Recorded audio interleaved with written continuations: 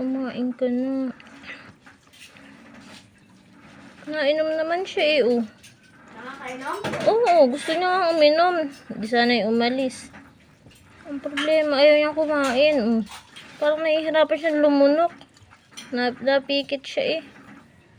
Siguro may ano. Namulot ito ng ano sa sa likod ng bahay siguro. May nakaing buto. Gusto pa niyang uminom. Ano yan, di nakain ng ilang araw. Matigil naman yan pag ayaw na niya. Gusto mo pa? Hindi ha.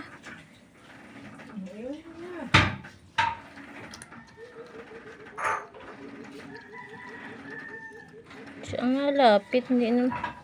Parang sasaktan siya pagka ano. Mamaya-maya uli. Ano nangyari sa iyo, Kopi?